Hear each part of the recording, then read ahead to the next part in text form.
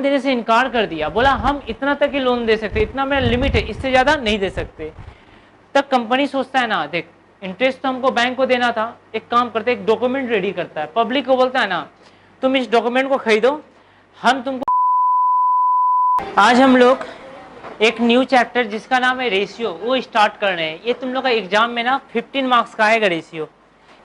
भैया रेशियो क्या होता है, कम होने से क्या फर्क है, ज्यादा होने से क्या दिक्कत आएगा, सब बताएगा, क्योंकि ना हम लोग इस बार एक एक चीज को एनालिसिस करने वाले हैं, बिना एनालिसिस का कुछ भी नहीं सीखेंगे, क्योंकि इसके द्वारा ना हम लोग ट्रेडिंग, पीएल, बैलेंस शीट बनाएंगे। टेंशन क्यों ले रहे हो, वर्टिकल फॉर्म में बनेगा और हम लोग सब बनाने वाले हैं। ठीक है भैया, सबसे बड़ा समझाइए। तो बोला गया ना क्लास, देख इतना समझ में आ गया, रेशियो क्या होता है, एक तरह का रिलेशनशिप होता है, दो चीजों को एक साथ जोड़ता है, ठीक है, उसके बीच में एक रिलेशनशिप क्रिएट कर डालता है कि इससे इसका क्या संबंध होने वाला है। और हम बताएंगे हम, सुन लिखा है classification on the basis of financial statement. कोई फाइनेंशियल स्टेटमेंट का नाम है क्या, फाइनेंशियल स्टेटमेंट कभी दीपक नाम सुना है, ये नाम कभी दीपक, अच्छा तुम सुनी नेहा, क्या होता है ये फाइनेंशियल स्टेटमेंट, ये क्या फाइनल अकाउंट का दूसरा नाम है फाइनेंशियल स्टेटमेंट, नहीं फाइनल अकाउंट, वेरी गुड बोला ना, हम बता दें final account is a part of financial statement. भैया हमको से सीखना है फाइनेंशियल स्टेटमेंट, ये थर्ड ईयर में तो हम नहीं सिखाने वाले, फिर चाहते हो ना यूट्यूब पर जाना, देख of audit, first class of audit में ना इसी को हम डिस्क्राइब किए हैं, तो तुमको एकदम डिटेल्स में पता चल जाएगा ये क्या होता है। हम तुमको समझाते बताया गया ना, फाइनेंशियल स्टेटमेंट के अनुसार रेशियो को 3 हिस्सा में डिवाइड किया गया। कौन कौन सा भैया, सुन बोला गया ना रेवेन्यू स्टेटमेंट रेशियो। भैया ये क्या होता है रेवेन्यू स्टेटमेंट रेशियो, ये बोला गया ना एक ऐसा रेशियो निकलेगा जो ना ट्रेडिंग से जिसका संबंध रहेगा या तो पीएल से रहेगा, वो ट्रेडिंग से बन जाएगा या तो पीएल से बन जाएगा, ठीक है, मतलब ट्रेडिंग और पीएल से ही क्रिएट होना चाहिए। एक होता है balance sheet ratio, balance sheet ratio इसमें ना सिर्फ बैलेंस शीट का ही चीज आना चाहिए, इसके बाहर का तुम ले नहीं सकते हो, ठीक है, सिर्फ बैलेंस शीट ही आना चाहिए। बैलेंस शीट में क्या क्या होता है, एसेट्स और लायबिलिटीज, वही 2 चीज आएगा और कुछ नहीं आना चाहिए भैया। और क्या होता है मिक्स्ड रेशियो। ये क्या होता है भैया, जब ना ट्रेडिंग, पीएल और बैलेंस शीट दोनों का यूज, दोनों का साथ में जोड़कर कोई रेशियो निकाला जाता है, उसको कौन सा रेशियो बोलेंगे, मिक्स्ड रेशियो। हम तुम लोगों को सबसे पहले समझाना चाहेंगे, जैसे कि ना एक बैलेंस शीट रेशियो हम तुमको समझाना चाहेंगे, एक एग्जांपल देते हैं तुमको। तुम लोग कभी नाम सुना है करंट रेशियो का, करंट रेशियो क्या फॉर्मूला होता है करंट रेशियो का, बता देते हैं तुमको। देख करंट रेशियो का फॉर्मूला होता है ना करंट एसेट्स बटा में करंट लायबिलिटीज। तुम लोग फैसला करके बताओ करंट एसेट्स हम लोग को कहां पर मिलेगा, बैलेंस शीट में, कहां पर भैया, ये करंट एसेट्स में मिल जाएगा, और करंट लायबिलिटीज कहां मिलेगा, लायबिलिटीज में। अब तुम लोग खुद फैसला करके हमको बता, इसमें करंट रेशियो में जो जो नाम आया ये सारा का सारा नाम क्या बैलेंस शीट का है, हाँ बैलेंस शीट का है ना। देख करंट रेशियो भी बैलेंस शीट का है, करंट लायबिलिटीज भी बैलेंस शीट का है, सही बात है, तो यस और नो है, तो मतलब ना पीएल का यूज हुआ नहीं हुआ। अब तुम लोग फैसला ये कौन सा रेशियो होगा, बैलेंस शीट रेशियो, सही बात है ना। बोल रहे थे भैया अब समझाइए थोड़ा करंट एसेट्स में क्या आता है, क्या तुम लोग को पता है करंट एसेट्स और करंट लायबिलिटीज में क्या आता है। हम तुम लोग ना वर्किंग कैपिटल चैप्टर में बता चुके थे, याद है ना, वर्किंग कैपिटल एफएम में हुआ था, यूट्यूब पर वीडियो है इसका भी, ठीक है ना मेरा। फिर भी भैया सुनते हैं, सुन ध्यान से। करंट एसेट्स में ना, करंट एसेट्स में कुछ नाम लिख देते, देख नाम तो बहुत सारा है ना, जो नाम बार बार आने वाला है, ठीक है, जो नाम बार बार आने वाला है, क्या क्या देख थोड़ा याद कर लेना। स्टॉक, स्टॉक ठीक है, कुछ नहीं बोलेगा तो मान लेना क्लोजिंग स्टॉक, कौन सा भैया, क्लोजिंग स्टॉक। इसके अलावा डेटर्स का नाम सुना कभी, डेटर्स हम नहीं समझाएंगे क्या होता है, ये सब हम वर्किंग कैपिटल में समझा चुके थे। डेटर्स का मतलब कस्टमर जिसको उधार में सामान बेचते हैं। कैश, बैंक बैलेंस, सही बात है ना भैया। और बताइए ना प्रीपेड, प्रीपेड एक्सपेंसेस, भैया और बताइए, बिल्स रिसीवल, ठीक है ना। अच्छा और भैया सुन, जब लिखेगा ना शॉर्ट टर्म इन्वेस्टमेंट, ये भी करंट एसेट्स है। क्यों? देख इन्वेस्टमेंट फिक्स एसेट्स होता है, बट लिखेगा ना शॉर्ट टर्म, शॉर्ट टर्म का मतलब है 12 महीना, वो एसेट्स जो ना 12 मंथ के अंदर, मतलब 12 मंथ के अंदर घट सकता है, बढ़ सकता है, या 12 मंथ उसका टाइम पीरियड रहेगा, उसको बोलेंगे करंट एसेट्स। कौन सा एसेट्स? करंट। तुम खुश हो ना, स्टॉक घटते बढ़ते रहता है, डिटर्स, कैश, बैंक बैलेंस, प्रीपेड, समझ में आया? 12 मंथ तक इसका टाइम पीरियड होना चाहिए। भैया इसका एक दूसरा नाम है, लिख ले शॉर्ट टर्म इन्वेस्टमेंट का, मार्केटेबल सिक्योरिटीज, ये बी है, ठीक है ना, मार्केटेबल सिक्योरिटीज, ठीक है। अच्छा और क्या नाम दें? ठीक है चल इतना काफी है, ठीक है इतना काफी है, ठीक है, जरूरत पड़ेगा तो और हम लिखा देंगे। करंट लायबिलिटीज,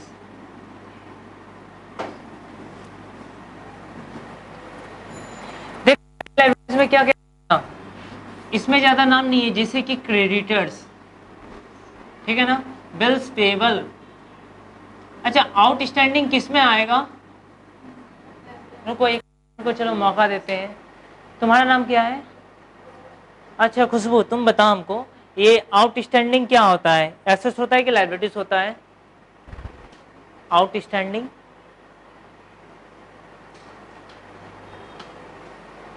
और कोई स्टूडेंट? चल विकास। अच्छा विकास, आउटस्टैंडिंग क्या होगा? विकास आउटस्टैंडिंग एसेट्स होता है कि लायबिलिटीज होता है? क्या होता है? सब गलत आंसर दिया। हाँ बोलो। वेरी गुड, सुन ध्यान से, अगर भैया आउटस्टैंडिंग ना एक्सपेंसेस रहा, एक्सपेंसेस रहा तब लायबिलिटी। अरे आउटस्टैंडिंग का मतलब होता है बाकी है, लेकिन क्या बाकी है भाई? खर्चा बाकी है तो लायबिलिटीज, अगर इनकम बाकी है तो एसेट्स। समझ में आया? इनकम बाकी है मतलब मिलना बाकी है, लेना बाकी है। समझ में आया? आउटस्टैंडिंग से आंसर नहीं दिया जा सकता है, एक्सपेंस है तो लायबिलिटीज और इनकम है तो एसेट्स, ठीक है भैया। और कुछ बताना। बैंक ओवरड्राफ्ट करंट लायबिलिटीज होता है, बैंक ओवरड्राफ्ट, ठीक है। और भैया बताइए ना क्या?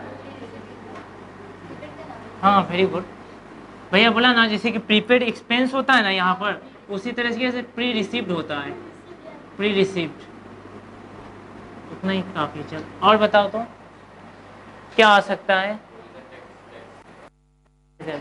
जब आएगा तब डाउट क्लियर करेंगे, ठीक है चलो। ठीक है इतना नाम लिख लो, हम लोगों को काफी हेल्प मिल जाएगा, ठीक है। क्यों लिखा दिया? हमको पता है कि तुम लोग आता है, बट ये लिखा दिया इसलिए ना, मान ले किसी को नहीं आ रहा होगा तो क्या होगा ना, बार बार हम लोग मिस्टेक नहीं करेंगे। समझ में आया ना?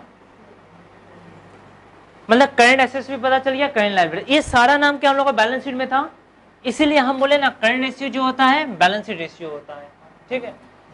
इस चैप्टर में क्या सीखने वाला रेशियो एनालिसिस हम दिखाएंगे, अभी सिर्फ हम डिफाइन कर रहे थे। अच्छा पीएल या रेवेन्यू स्टेटमेंट रेशियो, तुम लोग एक एग्जांपल देते हैं। कभी तुम लोग जीपी रेशियो का नाम सुना? ग्रॉस प्रॉफिट रेशियो, इसका पता है फॉर्मूला क्या होता है? जीपी बटा में सेल्स इंटू 100। मतलब जीपी कहाँ से मिलता है? ट्रेडिंग से। सेल्स कहाँ से मिलता है? ट्रेडिंग से। क्या दोनों का दोनों ट्रेडिंग से ही आया? मतलब बैलेंस शीट का यूज नहीं ना हुआ? तुम बताओ तो इसको कौन सा रेशियो बोलेंगे? Revenue statement ratio. अब स्टूडेंट पूछा, मान लीजिए जीपी रेशियो की जगह अगर एनपी रेशियो होता तो तब भी बोलते हैं ना ये भी रेवेन्यू स्टेटमेंट रेशियो। क्यों? देख एनपी बटा में सेल्स इंटू 100, सही बात है ना। एनपी कहाँ से मिलेगा भैया? पीएल से। सेल्स कहाँ से मिलेगा? ट्रेडिंग से, सही बात है ना। तब भी तो बैलेंस शीट का तो यूज नहीं हो रहा है, तो ट्रेडिंग पीएल तो रेवेन्यू स्टेटमेंट में आता है, ठीक है भैया। कोई ऐसा रेशियो है जिसमें ये दोनों आ जाएगा एक साथ? हाँ है, सुन उसका नाम क्या है? उसका नाम, बहुत सारा नाम है, ऐसा बात नहीं है। Debtors turnover ratio. भैया इसका फॉर्मूला क्या होता है? सुन, इसका फॉर्मूला होता है ना क्रेडिट सेल्स बटा में एवरेज रिसीवेबल। ये क्या है बता रहे हैं, सुन। सबसे पहला क्रेडिट सेल कहाँ मिलेगा? ट्रेडिंग में। एवरेज रिसीवेबल अभी हम तुम लोगों को नहीं समझा, हम समझाएंगे उसका मतलब क्या होता है, ठीक है। एवरेज रिसीवेबल का फिलहाल मतलब समझना कि एवरेज डेटर्स क्या होता है? एवरेज डेटर्स फिलहाल आज की क्लास के लिए सिर्फ क्या होता है? Average debtors. अब पता नहीं डेटर्स कहाँ पर मिलेगा, बैलेंस शीट। क्या इस रेशियो में ट्रेडिंग और बैलेंस शीट दोनों का आइटम यूज हुआ है, दोनों का अकाउंट का यूज हुआ, मतलब ये कौन सा रेशियो हो गया, कंबाइंड रेशियो, या इसको मिक्स्ड रेशियो भी बोल सकते, इसी का दूसरा नाम है मिक्स्ड रेशियो, मिक्स्ड रेशियो, ठीक है ना। ये दोनों आना चाहिए एक साथ। क्या हम सिर्फ बोल रहे थे जो समझाए ऊपर में वो समझ में आ गया, ठीक है ना भैया। और क्या सीखना हम लोग का सिलेबस, देख हम लोग का सिलेबस में सीखना है ना ऑन द बेसिस ऑफ, ठीक है, वो तो फाइनेंशियल वाला है, अंदर क्या होगा नहीं होगा सब हम सिखाएंगे। सबसे पहले मेथड नाम एक साथ हम नहीं सिखा सकते, इसीलिए आज सबसे पहला पॉइंट 1 सिखाया जाएगा। हम लोग आज ना पॉइंट 1 का एनालिसिस करना शुरू करेंगे, सही बात है ना। पॉइंट 1 आज एनालिसिस हम लोग करना शुरू कर रहे हैं।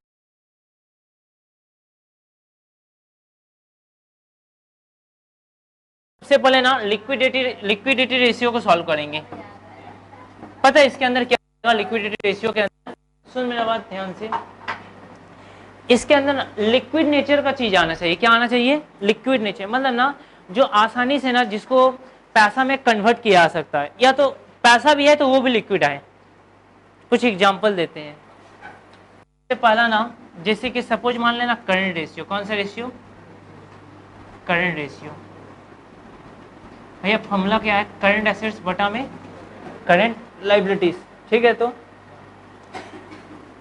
अच्छा, और दूसरा भी एग्जांपल देते सुन, लिक्विडिटी रेशियो।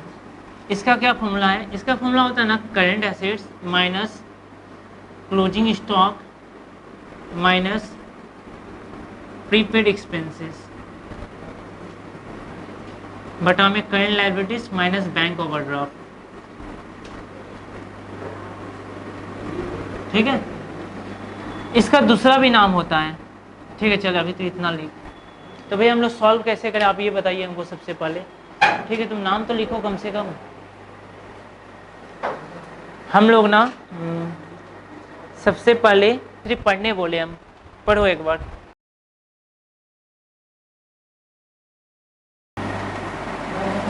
हम लोग अभी सॉल्व करेंगे करंट रेशियो। क्वेश्चन नंबर 1 पढ़ा तुम लोग एक बार, सॉल्व भी करना है प्लस उसके मीनिंग को भी समझना पड़ेगा।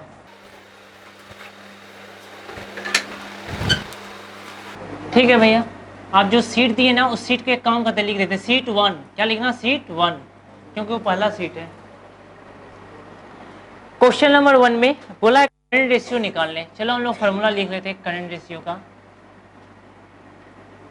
करंट एसेट्स बटा में करंट लायबिलिटीज। तो सबसे पहले ये तो पता करें इसमें कौन कौन सा करंट एसेट्स है, चलो लिखते हैं भैया। देखिए सन्ड्री डेटर्स करंट एसेट्स है 2 lakh, prepaid expenses current assets है 20,000, कैश करंट एसेट्स है, मार्केटेबल सिक्योरिटीज करंट एसेट्स है, मशीनरी कौन सा एसेट्स है, करंट है कि ओह अच्छा वेरी गुड, फिक्स एसेट्स है, लिख ले बगल में, मशीनरी फिक्स एसेट्स है। कैसे, जो चीज ना 1 साल से ज्यादा यूज कर सकते हैं वो सारा फिक्स में जाएगा। मोर देन 1 अकाउंटिंग पीरियड, जिसको भी यूज करेंगे वो सारा फिक्स एसेट्स है, या जिसको बहुत दिनों के लिए यूज करने वाले हैं, लिख ले मशीन फिक्स एसेट्स है, ठीक है भैया। करंट लायबिलिटीज में क्या क्या था, बिल्स पेबल 10,000 नहीं 40,000, बिल्स पेबल 40,000 है ना, सन्ड्री क्रेडिटर्स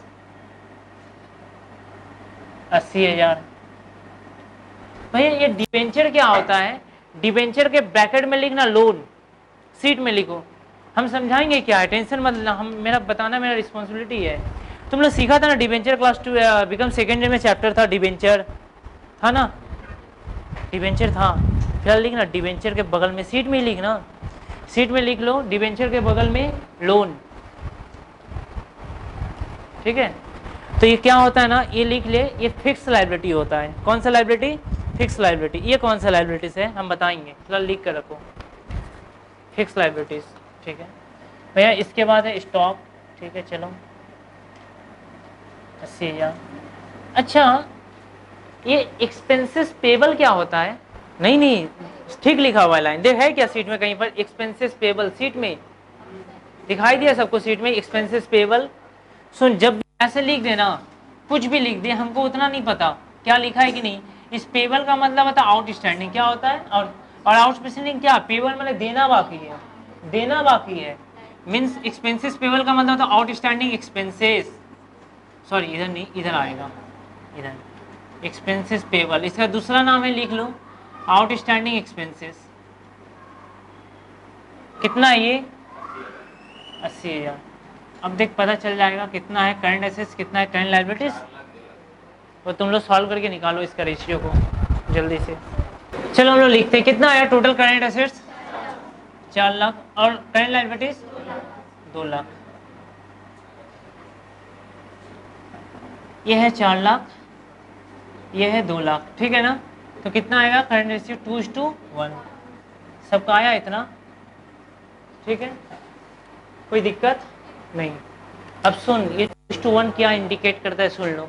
तुम लोग को याद है क्लास 12 में तुम लोग को MCQ याद करवाया जाता था, जिसमें बोला गया था, जब तुम लोग क्लास 12 में था, ये सबका ना करंट रेशियो का एक अलग से स्टैंडर्ड रेशियो होता था। याद कर क्लास 12 को, लिक्विड रेशियो को होता था, डेप्थ इक्विटी रेशियो का हुआ करता था, याद है कुछ ऐसा नहीं? कोई बताएगा इसका कितना हुआ करता था स्टैंडर्ड रेशियो, मतलब कौन सा होना परफेक्ट है? याद करना, करंट रेशियो का बताया गया था 2:1। सही बात है ना। ये क्यों बोला जाता है, सुन ध्यान से, ऐसा क्यों बोला जाता है? इसलिए बोला जाता है 2:1। कभी सोच फ्यूचर में ये कर रहा है ना, लायबिलिटीज का दुगना है करंट एसेट्स, जितना करंट लायबिलिटीज है उससे कितना है, दुगना है करंट एसेट्स, ताकि फ्यूचर में अगर मेरा लायबिलिटी उससे कम होता तो क्या प्रॉब्लम था पता है? मान ले 2 से कम होने से लायबिलिटीज हमको पेमेंट करना है, मेरे पास करंट एसेट्स अगर कम पड़ गया तो क्या होगा, तो पता है मेरे को फिक्स एसेट्स बेचकर पेमेंट करना पड़ेगा। और तुम बता, किसी कंपनी के लिए अगर फिक्स एसेट सेल हो रहा है तो ये गुड इंडिकेशन है? नहीं, इसका मतलब वो कंपनी बंद होने वाला है। इसीलिए बोला गया ना, जितना दुगना करंट एसेट्स है तो ये ज्यादा अच्छा रहेगा किसी भी फर्म के लिए। भैया आपको मीनिंग समझाने का क्या जरूरत है, एग्जाम में तो थ्योरी देगा नहीं, प्रैक्टिकल आएगा 15 मार्क्स का। तो मेरा बात सुन ले, लास्ट ईयर जो स्टूडेंट एग्जाम देकर आया है ना, जो स्टूडेंट ऑनर्स पेपर सॉल्व किया था, सुन लो, जनरल में भी ऐसा कर सकता है, ऐसा बात नहीं है। स्टूडेंट सोचता था ना रेशियो का नाम पढ़ लेंगे, दे देगा, फॉर्मूला पुट करेंगे, आंसर आ जाएगा। वो होने वाला नहीं है सीयू में। अब लास्ट ईयर इंडिकेट कर दिया कलकत्ता यूनिवर्सिटी, हम आगे स्टूडेंट को समझाते थे, बार बार बोल बोल कर ऐसा होगा। रेशियो के बारे में एक्सप्लेन किया, ऐसा ऐसा फीचर्स है ना, है तेना है, उसका फीचर्स को समझ के तुमको बताना है कौन सा रेशियो है और उस रेशियो को निकालना है। क्या एग्जाम में लास्ट ईयर रेशियो का नाम देकर पूछा था? नहीं, उसका फीचर्स बता दिया था। हम फीचर्स बता देते हैं, तुम पकड़ कौन सा रेशियो और उसको निकाल। 4 या 5 निकालना था, ऐसा शायद 5 निकालना था, 5 था ना, 5 सॉल्व करना था। अब सोच पर, अब 5 समझना पड़ेगा तुमको। अगर एक रेशियो को समझने में मिस्टेक कर दिया, बस मार्क्स गया। इसलिए हम इस थ्योरी को पढ़ा रहे हैं, समझा रहे हैं तुम लोगों को। क्या तुम लोगों को इतना समझ में आया? ठीक है, तुम लोग लिक्विड रेशियो का फॉर्मूला सॉल्व कर दे सकता है, लिक्विड रेशियो का फॉर्मूला दिया हुआ है, सॉल्व कर दो लिक्विड रेशियो। भैया लेकिन सीट का क्वेश्चन नंबर 1 में लिक्विड रेशियो तो नहीं पूछा है। कोई बात नहीं ना, हम लोग निकाल लें एक्स्ट्रा में, कोई प्रॉब्लम है किसी को? एक्स्ट्रा में सॉल्व कर दे रहे हैं, तो सीट में लिख दो compute current ratio and liquid ratio, ये फॉर्मूला है लिक्विड रेशियो। सॉल्व करके दिखाओ जल्दी से। सब सॉल्व कर दिया, चलो देखते हैं। भैया करंट एसेट्स पूरा नहीं लिखना, यहाँ तो हम निकाल चुके थे ना, इसीलिए तो एक ही बार टोटल कर लिए। क्वेश्चन में कुछ भी पूछे आसानी से सॉल्व कर लेंगे। 4 लाख माइनस, भैया स्टॉक, लेकिन क्लोजिंग स्टॉक होता है ना, तो सीट में तो खाली स्टॉक दिया है तो उसी को क्लोजिंग मान लो। कितना है? 80,000। प्रीपेड भी एक्सपेंस है क्या? हाँ, कितना? 20। अच्छा मान ले प्रीपेड एक्सपेंसेस नहीं दिया होता क्वेश्चन में तो 0 नहीं लिखते। नीचे करंट लायबिलिटीज कितना है?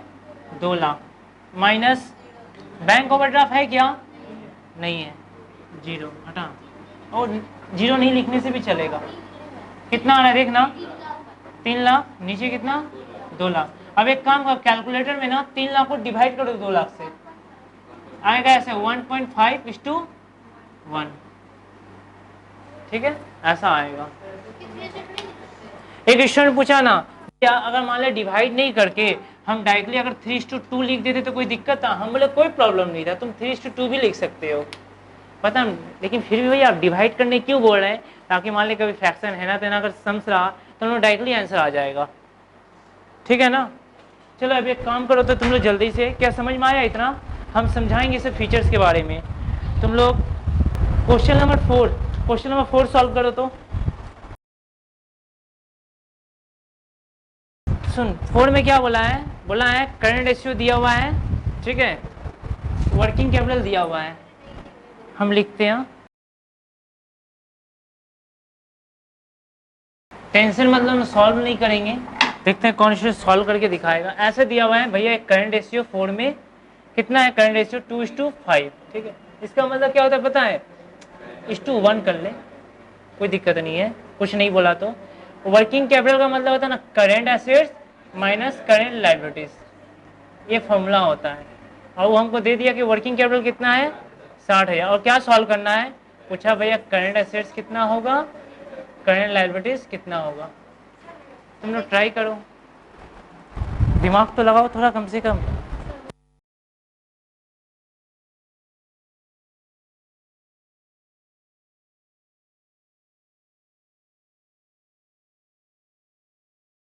बहुत ज़्यादा टफ है। अब समझ में आया मेन सीट क्यों नहीं दिए? हम चेक करना चाह रहे थे क्योंकि 12 का इसमें ज़्यादातर सम डाले हुए हैं, ठीक है, कि ताकि तुम लोगों का कुछ तो प्रैक्टिस हो जाए। जो अच्छा सम था वो सारा सेलेक्ट करके हम दे दिए, क्योंकि उतना तो 12 में प्रैक्टिस नहीं करवा सकते, कम से कम जो सिलेक्टेड सम है वो सॉल्व करने से काम हो जाएगा हम लोगों का। अरे तुम लोग थोड़ा सा सोच, उतना नहीं पता हमको। ये एक ऐसा क्वेश्चन है ना भैया जहां पर करंट रेशियो दे दिया और वर्किंग कैपिटल दे दिया, सही बात है ना। जब ऐसा सिचुएशन आ जाए ना तो सबसे पहले फॉर्मूला को लिख लेते हैं, ऐसे लिख लिए, इधर भी फॉर्मूला लिख लिए। क्यों लिखे भैया? जिसका वैल्यू दे देता है ना उसका फॉर्मूला लिख लेना चाहिए। लिख लिए, चलो पुट करते हैं। यहाँ पर कुछ भी पुट करना पॉसिबल है क्या? नहीं भैया, ना करंट एसेट्स पता ना करंट लायबिलिटीज, ठीक है। चल ऐसे तो लिख के रख सकते हैं ना, कम से कम इतना तो संभव है। हाँ इतना ही सही। इधर में क्या ऐसे इतना लिख के रख सकते हैं क्या सिर्फ? हाँ अच्छा, इसको इधर लेके आएंगे तो करंट लायबिलिटीज प्लस हो जाएगा और इधर लेके जाने से ये माइनस हो जाएगा। क्या ऐसे लिखा जा सकता है क्या? हाँ ठीक है, लिख सकते हैं ऐसे। यहाँ करंट लायबिलिटीज पता चल गया क्या? हमको इन दोनों में से एक चीज पता करना था। चल लिखते हैं putting the value of current liabilities. Current liabilities पता चला, पुट करते हैं। ले करंट एसेट्स पता नहीं, करंट लायबिलिटीज कितना है देखना, CA माइनस 60,000। अब इसको सॉल्व करो तो ऐसे दिमाग लगाना पड़ेगा। समझ में आया? ट्राई कर, बहुत सारा अलग अलग टेक्निक है, कोई दिक्कत नहीं है, जिसको जो टेक्निक पता है उससे सॉल्व करो, कोई फर्क नहीं पड़ता। कोशिश करते हैं। देख क्या होता है ना, जब भी ऐसा सिचुएशन आ जाए तो याद है तुम लोगों को, हम लोग इससे ना इसमें मल्टीप्लाई होता है और इससे इसमें, ऐसा रूल है। हाँ रूल है ऐसा। तो इससे इसमें मल्टीप्लाई करना तो कितना आएगा भाई? 2.5 CA माइनस, कैलकुलेटर में टाइप कर 2.5 इंटू 60,000 कितना? 1,50,000। अच्छा इससे उधर मल्टीप्लाई कर तो कितना आएगा? करंट एसेट्स 1 है ना, इसीलिए वही रहेगा जो रहेगा, कॉपी पेस्ट। ठीक है भैया हो गया। अब क्या कीजिएगा, देख 2.5 CA था तो ये इधर कर देते हैं तो माइनस हो जाएगा, ये उधर कर देंगे तो प्लस हो जाएगा। पहले बता, इतना समझ में आया? कंफर्म? तो जिसके सामने कुछ नहीं होता है कितना मानते हैं? 1। जिसके सामने कुछ नहीं होता ना 1 माना जाता है, लिखना जरूरी नहीं है। इससे 2.5 से अगर 1 लेस होगा तो कितना होगा? 1.5 CA इक्वल टू 1,50,000, ठीक ना? ठीक है। इसके बाद क्या कीजिएगा भैया, देख इसके बाद ना, देख ऐसे लिखा हुआ है ना 1.5 CA इक्वल टू 1,50,000। अब देख CA लिख दिए, ये 1,50,000 जो है ना, यहाँ जो रहता है नहीं नीचे आता है। ये सब मेरा रूल नहीं है, ये सब मैथमेटिक्स का रूल है, मेरा कुछ रूल नहीं है ये सब। 1,00,000, ठीक है ना? ये सब ना बचपन से सिखा दिया था, मतलब 7 8 से ऐसा स्टार्ट हो जाता है। अगर हम मेरा सिलेबस में होता ना सिखाना पक्का सिखाते। हाँ नहीं तो थोड़ा तो प्रैक्टिस करना पड़ेगा घर पर, हम आगे बता दे रहे हैं, क्योंकि रेशियो चैप्टर, इस चैप्टर में तुम लोगों को संभालना पड़ेगा थोड़ा। मैथ जिसका वीक है उसको बहुत दिक्कत होगा। तो भैया ठीक है, चलिए करंट एसेट्स पता चल गया 1 लाख, ठीक है ना। लेकिन करंट लायबिलिटीज, अरे आकाश चुपचाप से रहो। यहाँ पर एक काम कर देते हैं ना, लिखते हैं पुटिंग द वैल्यू ऑफ सी, यहाँ करंट एसेट्स पुट कर देते हैं। करंट एसेट्स का वैल्यू था 1 लाख, पुट कर दिए, देखिए ना करंट लायबिलिटीज भी निकल गया 2:1। क्या कर रहे तुम लोग, इसे थोड़ी ना सॉल्व करना था, सिर्फ करंट एसेट्स और करंट लायबिलिटीज, बस देख सॉल्व हो गया, ठीक ना। क्योंकि अगर हम लाइन से सॉल्व कराएंगे ना तो कब कंप्लीट होगा सिलेबस, समझ में आ रहा है ना, इसलिए ठीक है भैया। चलिए ये हो गया, अब कुछ नया तो सिखाइए, ठीक है। ये सब बहुत इजी हुआ, एनालिसिस भी होगा, कुछ नया सिखाइए। रुको अभी सिखाते हैं तुम लोगों को कुछ ऐसा टॉपिक जो बीकॉम में 12 में सही से सिखाया नहीं गया था। हम अभी ना एक बैलेंस शीट ड्रॉ करेंगे, ठीक है। तुम लोग देख कर थोड़ा ड्रॉ करना, उस बैलेंस शीट से हमको कुछ सिखाना है, ठीक है ना। कुछ मोटिव है मेरे को सिखाना, हम ड्रॉ करते हैं।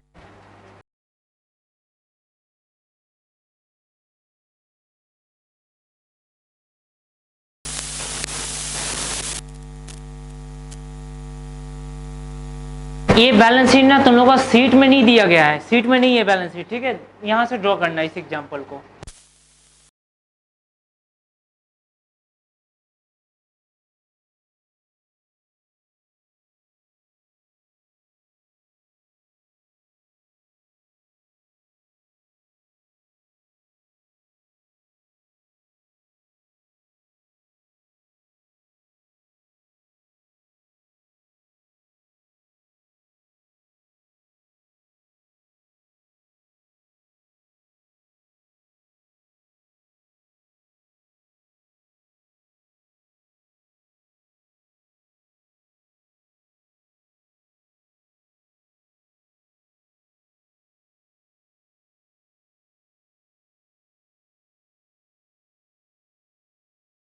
सब कॉपी कर लिया। देख हमको ना एक्चुअली तुम लोग देखा होगा लॉन्ग टर्म सॉल्वेंसी था ना कोई रेशियो में, जो लिखाए थे बहुत सारे रेशियो लाइन से, उसमें था कोई लॉन्ग टर्म सॉल्वेंसी। उसमें से एक नाम होता है ना डेब्ट इक्विटी रेशियो का। किसका नाम होता है? डेब्ट इक्विटी रेशियो। कभी कोई नाम सुना है इसका? इसका फॉर्मूला होता है ना डेब्ट बटा में इक्विटी, डेब्ट बटा में इक्विटी, बस ये फॉर्मूला इसका। तो भैया डेब्ट बटा में इक्विटी, हम बोले हाँ ये डेब्ट इक्विटी रेशियो का ये फॉर्मूला है। तो स्टूडेंट पूछा भैया डेब्ट का मतलब क्या होता है बताइए। डेब्ट का मतलब होता है डिबेंचर। क्या होता है? Debenture plus lone. अब हम कंसेप्ट क्लियर करते हैं डिबेंचर का मतलब क्या होता है। देख डिबेंचर का मतलब ना, जैसे कि जब कभी कंपनी को बहुत पैसा का जरूरत पड़ गया बट बैंक ना लोन देने से इनकार कर दिया, बोला हम इतना तक ही लोन दे सकते, इतना मेरा लिमिट है, इससे ज़्यादा नहीं दे सकते। तब कंपनी सोचता है ना देख इंटरेस्ट तो हमको बैंक को देना था, एक काम करते एक डॉक्यूमेंट रेडी करता है, पब्लिक को बोलता है ना तुम इस डॉक्यूमेंट को खरीदो, हम तुमको इतना % इंटरेस्ट देंगे। तुम लोग पूछोगे पब्लिक उस डॉक्यूमेंट को क्यों परचेज करेगा क्योंकि बैंक सेविंग्स में रखने से कितना देगा? 4%। फिक्स डिपोजिट रखेगा कितना % देगा? 9%। हम तुम लोग को 14% देंगे एक साल में, ठीक है। 18% देंगे। अब बता अब खरीद सकता है क्या पब्लिक? हमसे परचेज कर सकता है ना। तो इसीलिए हम लोग डिबेंचर इशू कर सकते हैं। प्लस क्या होता है ना, अगर तुमको ज्यादा पैसा की जरूरत पड़ा तो डिबेंचर किसी और को बेच देना। सही बात है कि नहीं है? तो इसीलिए पब्लिक खरीदता है, दैट इज कॉल्ड डिबेंचर। क्या डेब्ट का मीनिंग क्लियर हुआ? ठीक है ना, ठीक है। अब आया एक इक्विटी। भैया इक्विटी का मतलब क्या होता है? चलो बबीता बताएगी। बबीता बताओ इक्विटी का मतलब क्या होता है, क्योंकि क्लास 12 में था ना बबीता? बता हमको इक्विटी का मतलब क्या होता है। हाँ बोलो बोलो प्रिया। बड़े भैया एकदम सिंपल, इक्विटी का मतलब ना इक्विटी शेयर होता है। हमने तुम लोग गलत बोल रहे हो, हाँ ये गलत आंसर है। डिफरेंस है, इक्विटी अलग होता है और इक्विटी शेयर अलग होता है, समझ में आया? इक्विटी अलग है और इक्विटी शेयर अलग है, पहले चीज को समझ। इक्विटी का मतलब होता है, देख, paid up equity share capital plus preference share capital, ठीक है ना, plus reserve and surplus minus miscellaneous expenditure. Miscellaneous expenditure मतलब भैया equity share capital, that means equity share is a part of equity. हाँ, equity share capital is a part of equity, मतलब ऐसा बोल सकते हैं जो इक्विटी शेयर होता है ना भैया, वो इक्विटी का एक हिस्सा है। क्या इक्विटी शेयर अलग है और इक्विटी अलग है? हाँ, equity share is a part of equity. देख इसके अंदर आता है इक्विटी शेयर, लिखे ना, equity share capital plus preference share capital plus reserve and surplus minus miscellaneous expenditure, तब निकलेगा इक्विटी। समझ में आया? ईश्वर बोला ठीक है भैया, हमको पहचान है इक्विटी शेयर कैपिटल का, प्रेफरेंस शेयर कैपिटल का, हमको कोई दिक्कत नहीं है, बट थोड़ा समझा देते तो अच्छा होता है कि रिजर्व एंड सरप्लस में क्या क्या आता है। देख सेकंड ईयर में लेकिन बहुत बताया गया था ऑलरेडी रिजर्व एंड सरप्लस को लेकर, हम कुछ नाम दे देते तुम लोगों को जिससे पता रहेगा। पीएल, पीएल जो रहेगा ना लायबिलिटीज साइड में, किस साइड में? लायबिलिटीज वो आता है, लायबिलिटीज या बोल लो क्रेडिट साइड ऐसा लिखा रहेगा, वो रिजर्व एंड सरप्लस होता है, जैसे कि ये वाला भैया। और क्या आता है? जनरल रिजर्व का नाम सुना है? चलिए पूरा लिख देते हैं। जनरल रिजर्व वो आता है। रिजर्व फंड का नाम सुना है? रिजर्व फंड वो आता है। तुम लोग सिक्योरिटीज प्रीमियम का नाम सुना है? वो आता है, ठीक है ना। अच्छा, मतलब मान लें कि ऐसा ऐसा जितना भी होता है ना रिजर्व वगैरह, ये सारा का सारा कुछ भी लिखेगा वो सब किसके अंदर आएगा? रिजर्व एंड सरप्लस का। एक्चुअली नाम तो बहुत ज़्यादा है लेकिन इतना यूज नहीं होगा हम लोगों को, ठीक है। कुछ नाम याद कर लोगे तब भी काम हो जाएगा, ठीक है, ठीक है। अब ईश्वर को था समझाना है ये मिसलेनियस एक्सपेंडिचर क्या होता है। तुम कभी नाम सुना था सूरज इस मिसलेनियस एक्सपेंडिचर का? सुना है? बता तो क्या होता है, क्या है? और पता नहीं, ठीक है। हाँ बताओ आकाश। अच्छा, एक्सपेंडिचर है ना, एक्सपेंसेस नहीं है। Very good. ये है क्या? मिसलेनियस में है ना विभिन्न तरह का एक्सपेंडिचर, एक्सपेंसेस नहीं, एक्सपेंडिचर, विभिन्न तरह का एक्सपेंडिचर। ये है क्या आखिर? बता, हम बोलो नेहा। अरे सुन ले ध्यान से, क्या होता है मिसलेनियस एक्सपेंडिचर? मिसलेनियस एक्सपेंडिचर एक तरह का एसेट्स होता है, ठीक है। हाँ एसेट्स होता है, बैलेंस शीट में आता था ना, फिक्स एसेट्स, करंट एसेट्स और एक मिसलेनियस एक्सपेंडिचर। तो क्या है मिसलेनियस एक्सपेंडिचर? बोला गया भैया मिसलेनियस एक्सपेंडिचर एक ऐसा खर्चा जो एक बार तो कर दिए, भविष्य में ना हो सकता है कि हमको बेनिफिट दे लेकिन हम उसको बेच नहीं सकते। खर्चा हो गया है, हो सकता है कि भविष्य में बेनिफिट मिलेगा बट उसको बेचा नहीं जा सकता, सेल नहीं किया जा सकता। Example preliminary expenses. कैसे? जब कोई बिजनेस स्टार्ट होता है उसको बहुत तरह का खर्च पड़ता है, लीगल एक्सपेंसेस पड़ता है, ये ऐसे रजिस्टर करो, ऐसे वो करो, सही बात है ना। तो ये सारा चीज अब तुम कंपनी चला जाए बंद कर दे, चला जाए बंद कर दे, उससे कोई फर्क पड़ेगा? अब और तो पैसा जाना था चला गया, इसको बोलते प्रिलिमिनरी एक्सपेंसेस, प्राथमिक खर्च जब कोई बिजनेस स्टार्ट होता है। तो कुछ नाम दे देते हैं, थोड़ा याद कर लेना क्या क्या आता है मिसलेनियस में। मिसलेनियस एक्सपेंडिचर में कुछ नाम, जैसे कि भैया प्रिलिमिनरी एक्सपेंसेस इसके अंदर आता है। और बताएं, तुम लोग कभी ये नाम सुना है discount on issue of share? Share discount पर इशू हो गया, अच्छा क्या फायदा होता है शेयर डिस्काउंट पे इशू करने से?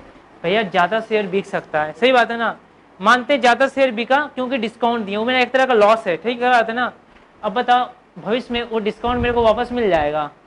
नहीं भैया, जो चाहना था वो चला गया, ठीक है, लेकिन फायदा क्या हुआ, इससे कारण आपका ज़्यादा शेयर सेल हो गया। इसके अंदर आता है discount on issue of share बोल या तो डिवेंचर, कुछ भी रहा डिस्काउंट सब इसी में आएगा। भैया और बताइए, डेफर्ड एडवर्टीजमेंट एक्सपेंडिचर,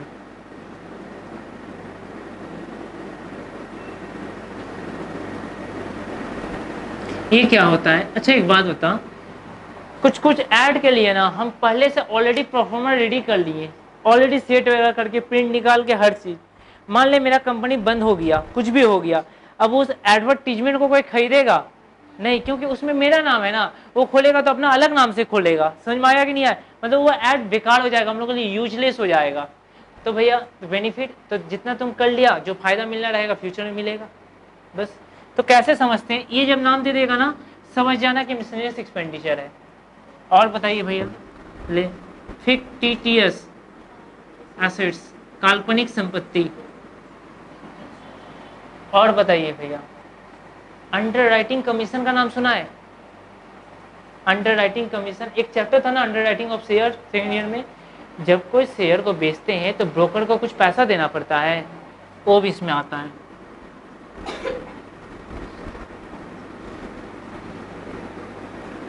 अब कुछ स्टूडेंट सोच रहा होगा भैया ये ऑनर्स और जनरल दोनों का कंबाइंड सिलेबस है। हम बोले हाँ, नेक्स्ट क्लास एक सीट मिलेगा जिसमें ऑनर्स को अलग सीट देंगे, जनरल का अलग सीट देंगे, समझ में आया? तब तुम लोगों को समझ में आ जाएगा ऑनर्स का कितना सिलेबस है, जनरल का कितना है। अभी हम कॉमन सिलेबस ही पढ़ा रहे हैं, इतना सारा टफ चीज जनरल को भी पढ़ना पड़ेगा।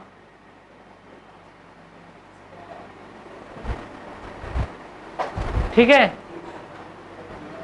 नोट कर लिया? अब मेरा थोड़ा इच्छा है, तुम लोग कोई बताने सकेगा यहाँ पर डेप्ट कितना होगा, इक्विटी कितना होगा इस क्वेश्चन में? ट्राई करना, एक बार ट्राई करना, क्या दिक्कत है ट्राई करने में, जो होगा देखा जाएगा। हम इतना सारी चीज लिखा देना, ट्राई कर। डेप्ट इक्विटी रेशियो निकाल के दिखा तुमको, क्या होगा इस क्वेश्चन का डेप्ट इक्विटी रेशियो। चलो आशा करते हैं मेरा स्टूडेंट सॉल्व कर दिया।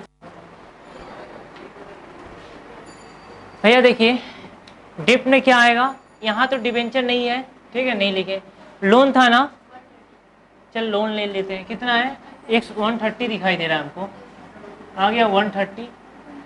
इक्विटी, चल इक्विटी निकालते हैं। इक्विटी में क्या था, इक्विटी शेयर कैपिटल है 60, फिर प्रेफरेंस शेयर कैपिटल है 20, फिर क्या था रिजर्व एंड सरप्लस, ये दोनों रिजर्व एंड सरप्लस में आता है ना, 90 प्लस 122, ठीक ना, माइनस मिसलेनियस एक्सपेंडिचर, सिर्फ यही है ना मिसलेनियस एक्सपेंडिचर में, -12 कितना आया 280 लिख दिए। देख तो डिवाइड करके कितना रेशियो आया 0.46 और एक बोल 43, तो इतना 1:1, 3 अंक तक लेना 0 के बाद, ठीक है।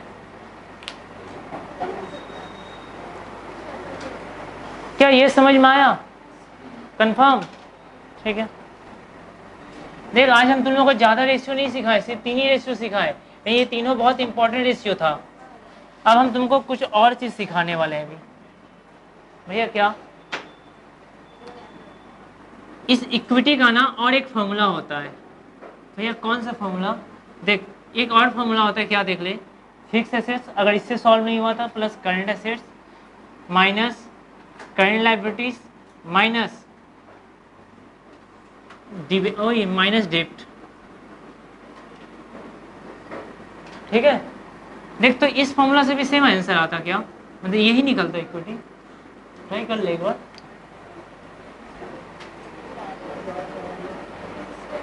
ट्राई कर।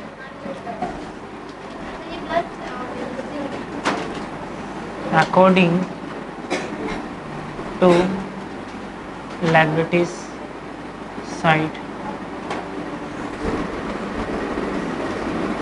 equity share capital plus preference share capital plus reserve and surplus minus miscellaneous expenditure according to asset side।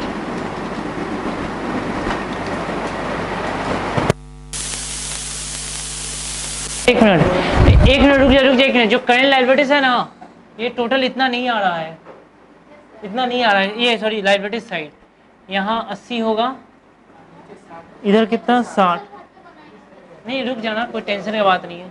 यहाँ 80 होना चाहिए था, यहाँ 60 होना चाहिए था, ठीक है ना। तब बता दो यहाँ कितना होता, एक मिनट कितना होता, देख किधर 340। हाँ 340 मतलब ये रेशियो कितना आता,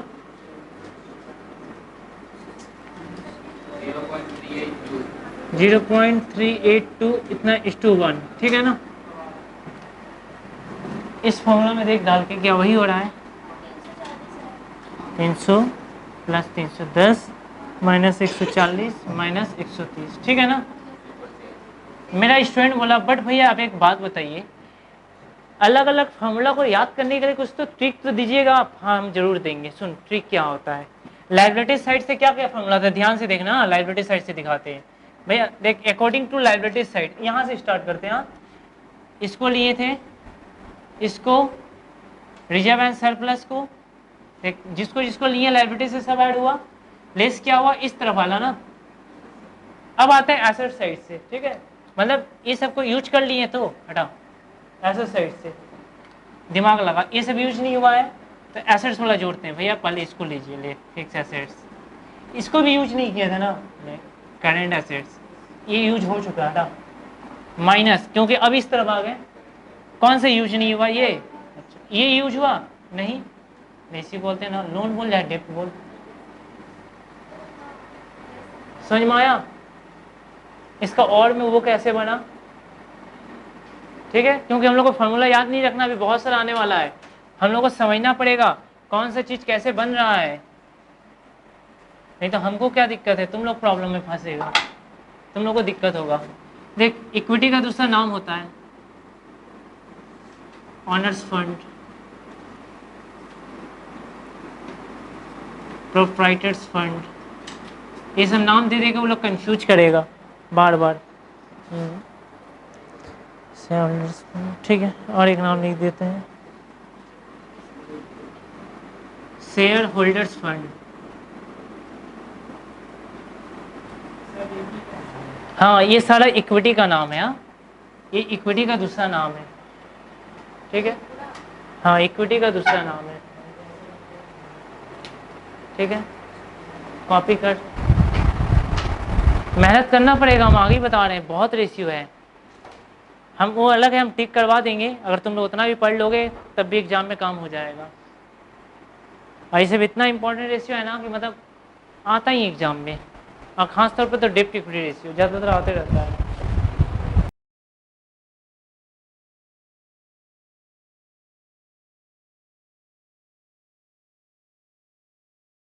सुन एक लास्ट पॉइंट हम सिर्फ लिख दे रहे हैं, समझना भी नहीं है क्या भैया। देख लिक्विडिटी रेशियो था ना, इसका दूसरा नाम क्या था, सुन लो, इसका दूसरा नाम होता है क्विक रेशियो, इसका दूसरा नाम होता है एसिड टेस्ट रेशियो, वही रेशियो, बस वो लोग माथा खराब करेगा अलग अलग नाम से। अब तुम लोग एक काम करना, घर पर जाकर कुछ होमवर्क करके लेके आना, तब हमको समझ में आएगा तुम लोग समझ में आ रहा है कि नहीं आ रहा है। हम होमवर्क ज़्यादा नहीं दे रहे हैं, जितना सकोगे उतना करना। होमवर्क अप टू 17 तक, ठीक है, 1 से लेकर 17 तक होमवर्क रहेगा। तो ऐसा नहीं कि सब बना देना, कोशिश करना जितना तक सकोगे उतना सॉल्व करके लेके आना, बाकी फिर हम देखेंगे, ठीक है, इस सीट का।